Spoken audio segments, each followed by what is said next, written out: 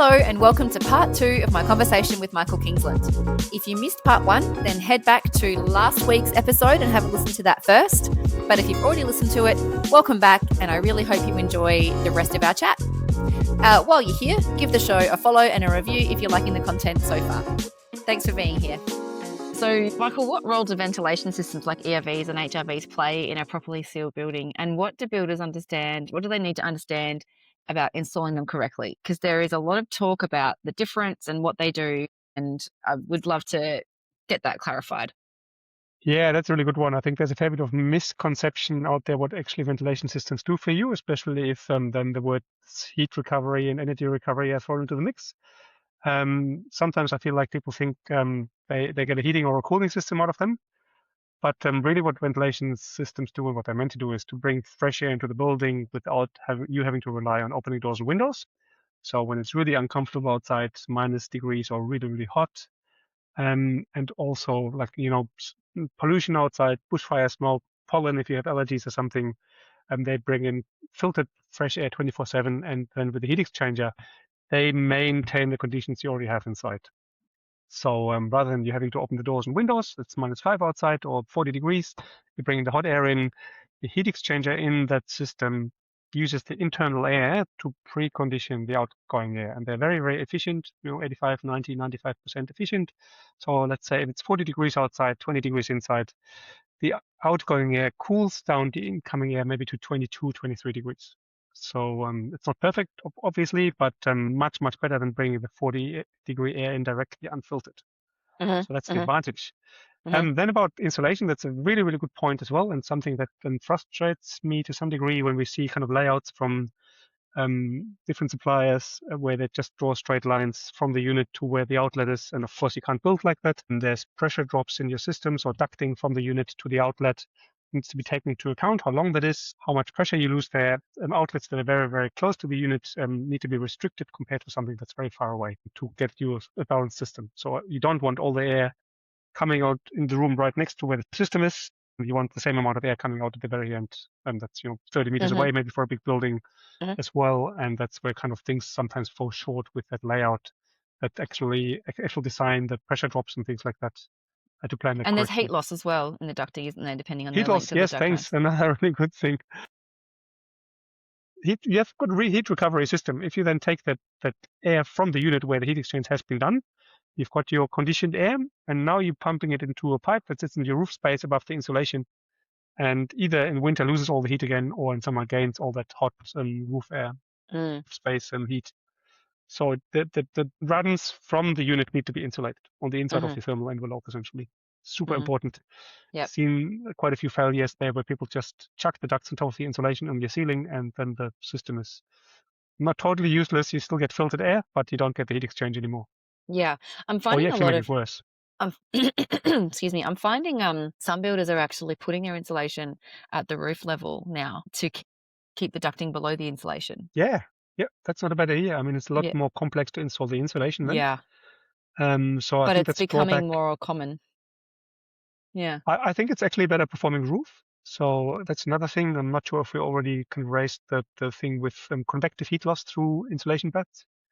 Again, if you have Not the sure winter if we case, did for last time. example. Yeah, So I it's the know. insulation. I know there's an issue in that hers when you put the insulation at the roof level, all of a sudden you're conditioning the whole roof, and so it does actually drop the star rating if you model it like Right, that. because you've got a bigger volume. Yep. That you have to keep, and you're slightly increasing the surface area, I guess, of the of that layer. Yep, that's probably true. That's where I would also say don't skimp on the amount of insulation you put into your roof. And the insulation material itself is cheap. It's not that much more work to add another bat. It's like kind of the same amount of labor almost to install that extra insulation compared to having less. And that's where I think another short for this. But from a performance point of view, so there's NATHERS, there's star rating, there's energy efficiency rating, and then there's the real life. How well does your insulation actually perform when it's just sitting on the ceiling versus against the external roof wrap? That's a totally different story again. I don't know. It's another kind of worms you can Yeah, I know, right? crawl into. It's been a whole thing. It's been a whole warm roof, cold roof, European, Australian. It's been a whole discussion. And there's so many different variations of how it can be done. But anyway, talking about ERVs and duct back to ERV. So the ducting, really important, has to be inside of that insulation. Inside insulation. Or then if it sits above, it needs to be insulated. So you need to wrap insulation around your ducts. Otherwise, the Yeah. whole Can you system just lay becomes. bats on top of the duct runs? If they put them You above your can, but often insulation, it's can very you just complicated. dump them So on? yeah, so if you look at those ones, they come usually out of the unit or out of the manifold in a fairly kind of organized manner, and then they spread out to all those different locations, to the different rooms. And I think that's where it becomes tricky, and especially if you've got trusses in the way and ducting running above and below trusses and all that kind of Mm, stuff. To keep that properly insulated, it's very difficult, I think. mm, So better way is to have a hung down ceiling, so have a cavity space between your internal yeah. roof lining, ceiling lining, and the actual trusses where the insulation sits, and run all the ducts in there. If that's possible, that's Yep. definitely the best way. Thank you. Thank you for that hot tip. Now, this is one of my favorites because it confused me when I first heard about it. Could you please explain to me the 1/3, 2/3 rule? Yeah, okay, yeah, cool. Having insulation inside the airtight layer. Yep. So 1/3, 2/3 all comes down to the vapor control layer essentially. So you want to stop moisture from getting into your wall, and you want to stop, or if moisture does get into your wall, you want to stop it from reaching the dew point, from where Hmm.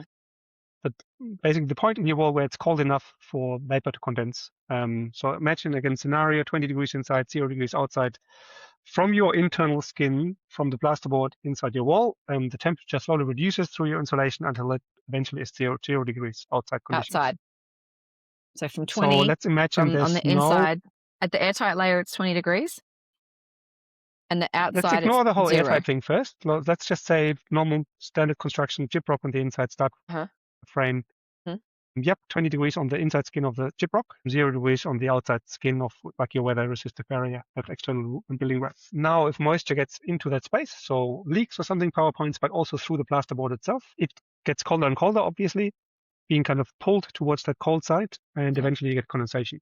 Because So warm that's why goes we to then put cold. a vapor control layer on the inside. And so the important word is the vapor control to stop moisture from hitting that space. Now, if you add more insulation on the inside of the vapor control layer, So you this, can in this imagine instance, that for those listening, this instance happens when you're using a vapor control layer such as Intello, and you've got a 35 millimeter batten for your services. And some people like to put an extra layer of insulation in that batten zone to beef up their wall. So this discussion is talking about the ins and outs and the risks of doing that. Yeah, Continue. correct. Great. Thanks, Heaps. So yeah, where people want to kind of tickle out the maximum performance out of their whole insulation wall system and put some really, really high performance insulation on the inside. So again, the 1/3, 2/3 rule has nothing to do with the actual thickness of the insulation. It has to do with the performance of the insulation. So we know that phenolic foams or XPS has a much higher performance per thickness compared to like glass wool bats, for example. And if you have too much performance, so more than 1/3 essentially of insulation on the inside of your vapor control layer, the backside of this insulation gets suddenly cold. So that's where your vapor control layer sits. So 1/3 of the total insulative R value of that wall, Correct, R value, that's right. maximum internal to the vapor control layer. Sorry, that's also kind of a loose rule of thumb, like a ballpark kind of thing, to make Mm-hmm. sure you're safe. You Mm-hmm. want to make sure that the vapor control layer is inside of the dew point.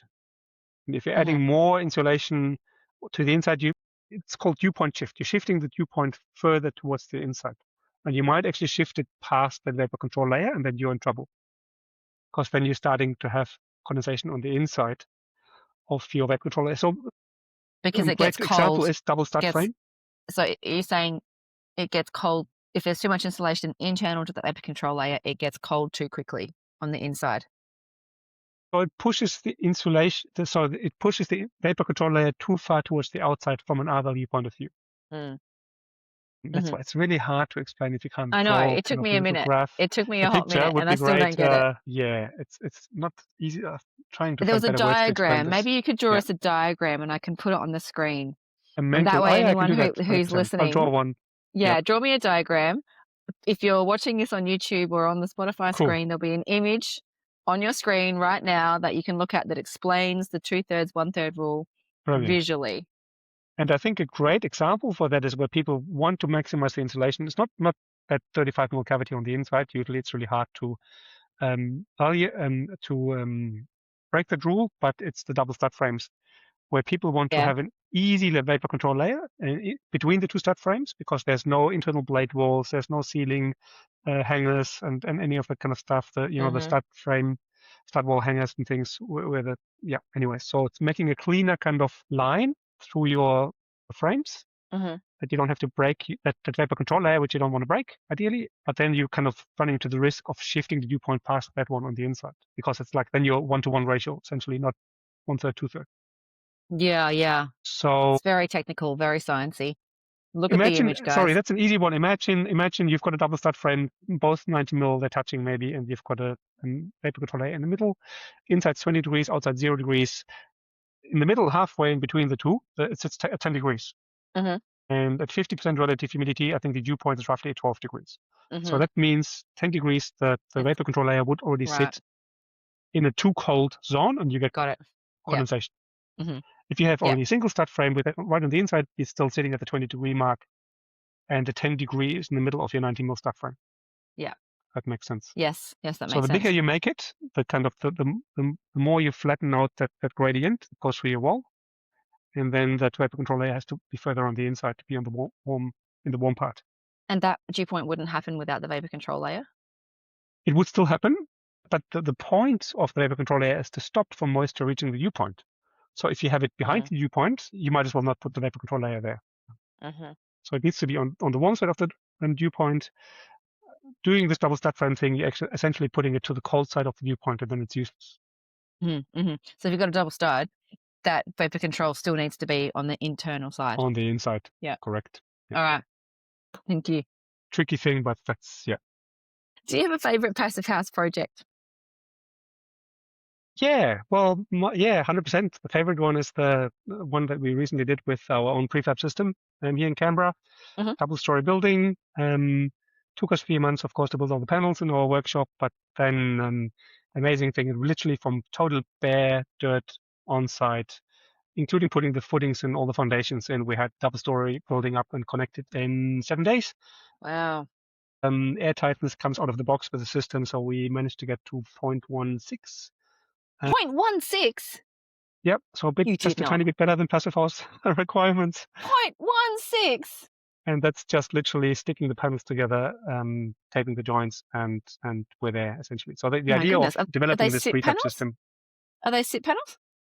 It's a sit panel system, essentially. So it's what you can see behind me. So this is our office, and that's the prototype. We got it passive house certified as well. It's kind of a CLT lookalike. So it's a 27 millimeter CLT skin, which I can show you in the window reveals.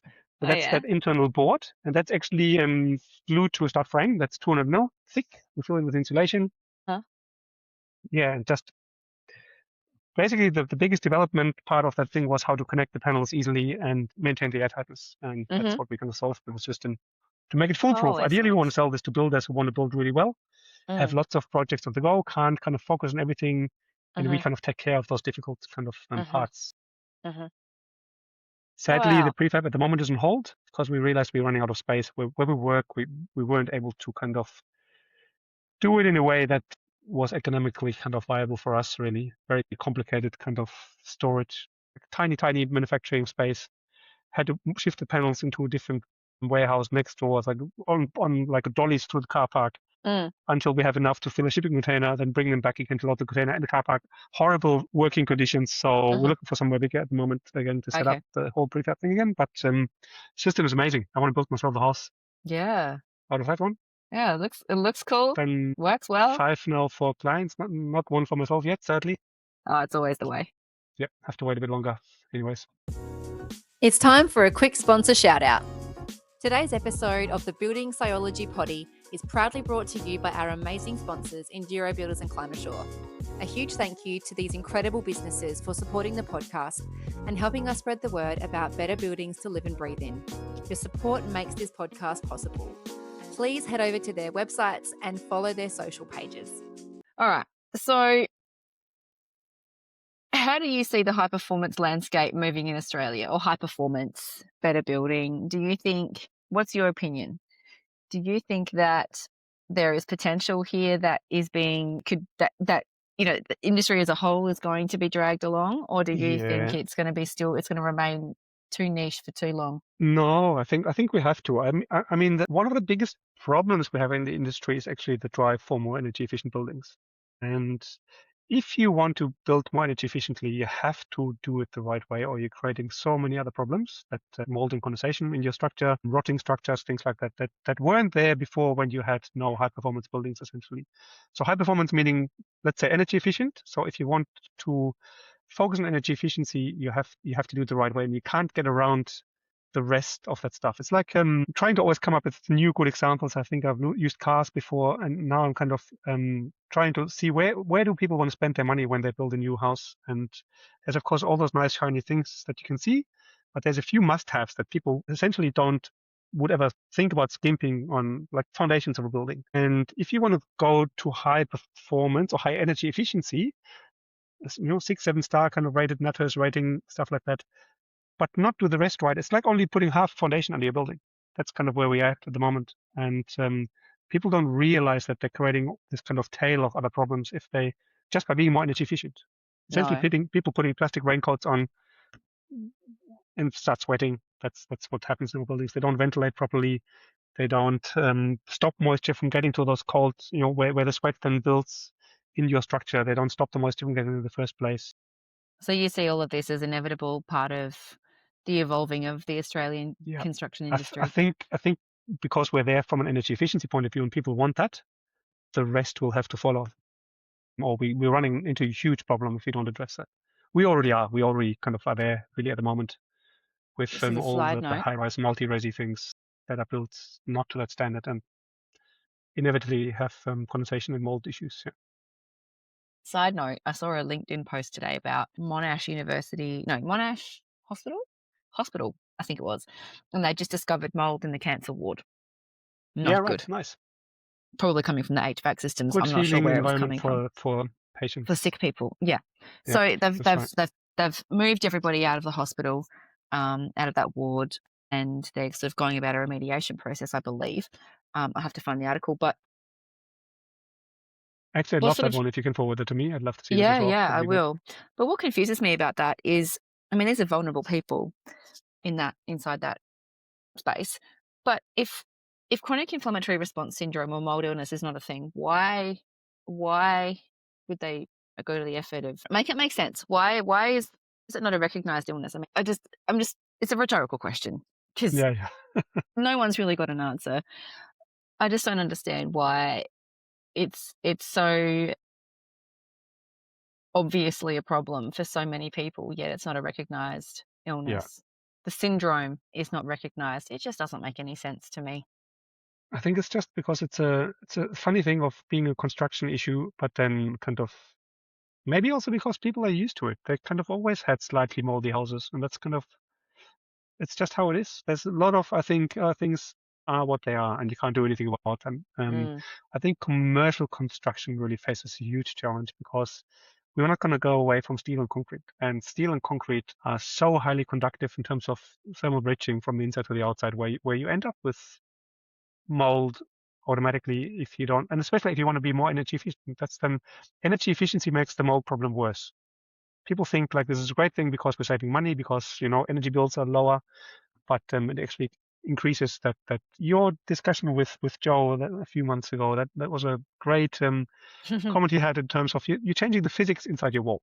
Yeah. I love that bit, and it's really Yeah. true. You're starting to put now vapor permeable wraps on the outside. And the word already has it in there. They're vapor permeable. But if you have condensation in your walls, it's not vapor that you have in your wall. You've got wetness. You've got liquid Water. water. Yeah. Yeah. And that water doesn't go through your wrap because it's vapor permeable. It's actually watertight. So how do you get this water to go through your wrap and actually to make your wall dry out again?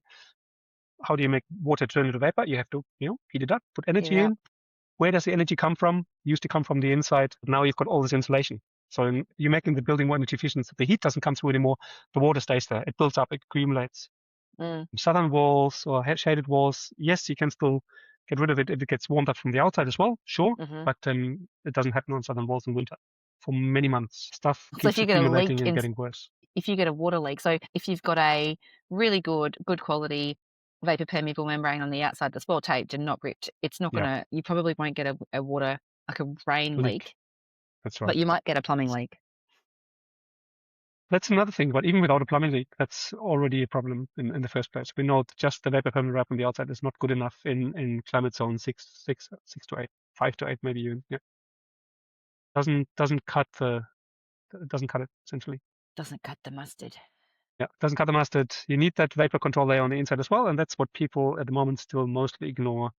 Because, and I think partly due to the reason that the whole thing is marketed as an airtightness system, Yes, not I as think a we vapor talked about control this last system. time. We Yeah, touched on this last time. Yeah. yeah. So really, kind of the industry needs to shift there from thinking of airtightness on the inside to making it vapor tight from the inside. Mm-hmm. And yes, ideally, best vapor tight system is also airtight, but really Mm-hmm. the focus needs to be on the vapor tightness. And if it's not totally airtight, restrict the vapor as much as possible to get to your wall structure. Yeah. If you could give every builder in Australia, a free copy of one detail or one drawing, what would it be? Probably understanding where your thermal envelope actually runs and what pokes through it. So there's a kind of a famous little thing where you look at a building plan and you take a red pen and draw a line, and understanding your structure and understanding where all those transitions are between inside and outside, what's actually inside and outside. There's garage spaces that are then often part. It's a complicated 3D structure. That's one of the things that looks so great on paper, and architects draw sections to their buildings and you see this kind of 2D cut, but that's not reality. There's always a corner that when the three faces come together, and then how to deal with that one. Or there's I think some that's kind a of common thing for builders. They get all these details, but then you can't capture everything in 2D. So yeah, there's something yeah. beyond that There's 2D tough one. detail that they can't see on the paper. Correct. Yeah, and that's really hard. I think we'll probably So eventually move you're to saying a proper red pen, a proper thermal envelope schematic is what you would schematic, say. and then trying to visualize all those things that are not captured in your 2D section and how to deal with that. So that's not Again, one that's why I detail, say that's a again, if stack you of focus on details. airtightness from the outside, that's already kind of covering most of it. And then you don't need to be quite as thorough anymore on the inside, really. Mm-hmm. Mm-hmm. I mean, ideally you are, really, but Mm. it kind of takes a bit of the pressure off Mm-hmm. to be perfect. And Mm-hmm. it's a bit more forgiving, but then, yeah, make it really from the outside. Yeah. All right, Yeah. we've got to the final question that I ask everybody. Yeah. If you had one thing that you want the listener to know that you've learned in your career, what would that be? Don't build a house. It's too stressful. No, don't live in a Oh, no. house. Just don't have a house. It's too risky. Yeah, marriages break up, all that kind of stuff. It's a tough one. Oh no. No, I think, yeah, trying to, no, the biggest lesson that I think want to give to people is to think about the bits that are really important about your building and that you can't change down the track. So stuff that's inside your wall, inside your structure, inside your roof, you can't open up your roof down the track easily. Or even, I think there's a bit of a kind of maybe some of the parts of the industry are kind of spruiking kind of the idea that it's very easy to upgrade your windows.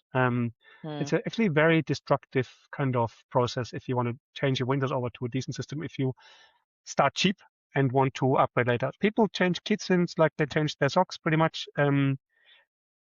Focus on getting the building shell very good, so you Mm-hmm. know it's safe and comfortable and energy efficient, maybe, but really kind of usually if it's safe and comfortable, it's also energy efficient. So Yep. So focus on you're those saying two bits first. get Yeah, a healthy cheaper building. kitchen and get the structure right and change the kitchen later Yeah, when you've got change the kitchen and your taps yeah. and your Yeah. fancy tiles and all the kind of stuff that you want to show off to your friends. Yeah, get it, totally fair enough. That's the bits that you see, but it's not the most important. It's like your foundations. Yeah. You don't say, oh, look, pretty big building. Actually, maybe think about making your building a bit smaller if you can't afford it, rather Mm-hmm. than going for the cheap and making it really big. Yep. Yep. People So don't want to hear budget, I that, know budget but constraints are a thing. Everyone has yeah. them. Nobody has endless pockets. So you would never skimp on foundations. That's what I always say. No, because engineers then don't let people, you. well, that's the other thing. And exactly, that's where kind of the code still falls short, because you can still ignore all those other important things You that can. will come down the track eventually, but then you end up with a house that's actually not, in 10 years, no more code compliant. So that's kind of Yeah. what you're risking. And then you Yep. think maybe there's a reason why the code demands this stuff of me now that I didn't have to do 10 years ago. Yep. Speaking of windows and changing your windows, I don't know if you saw it, but I posted something yesterday that I've screen recorded. There's a Facebook group called Reporting Dodgy Builders or something, Yeah, right. Okay. Dodgy Builders Australia or something like that. Cool. And somebody had posted their brand new windows, their house that was handed over in Melbourne a week ago. and their windows were sopping wet. Their window frames and the glass were sopping wet. And the guy was like, I don't think this is normal. What is this? And there were people saying, oh, your flashing's upside down, or you've got a water leak or something. And I'm like, no, that's not an upside down flashing. That's not a water leak. That's single framed, single glazed aluminium frame windows condensating because you've got an ensuite bathroom that's pumping vapor into your bedroom, and you've got two adults breathing in there, and it's just, they obviously didn't understand what the implications were of that. If you want to see it, it'll be in the show notes, a link to that post. Yeah, that'd be great. It was just the worst I've ever seen. It was crazy. Yeah, wow. Actually, that's one more thing as well, where people, traditionally you've got your single glazing and then those really heavy curtains and pelmets on the inside to kind of try to make it somewhat livable. They actually make it worse because, the moisture goes through your curtains very easily, but they somewhat insulate the glazing a bit from the inside, from the warmer room, which means the glass and the faces of the window actually get colder than they would normally get. So if you want to reduce your condensation in your window, open those curtains. Yeah, but then you're colder in your building, so that's then the curtains get wet and they get moldy. Yeah. That's really common. Yeah. And then you open the curtains in the morning and you send hundreds of thousands of mold spores screaming into your bedroom, and you breathe them in and you don't know because they're invisible. So single glazed. So probably inadequate ventilation, lots of film bridges in the window. Yeah, cold surfaces. It's just a bad combination. And then people think they're doing the right thing. Yeah. It's tough. Oh, it's just tough. Yeah. One of those things. Just one of those many things. All right, Michael, that is going to be us wrapped. Thank you so much for your time. I appreciate you coming back. No, thank you. That's great. I really enjoyed that. We'll see you next week in Sydney. Will do. Thanks. Looking forward. Okay. I've got more good stories then. Thanks. See ya. Bye. And that wraps up my 2-part conversation with Michael Kingsland. I really hope that you got a lot out of that conversation. As I said, he is a super smart guy and super friendly and super willing to share his knowledge. So you can get in contact with Michael at laros.com.au, and I'll put all of his contact details in the show notes if you'd like to ask him some questions. All right, thanks for being here, and I'll see you again in 2 weeks. Until then, happy, healthy building.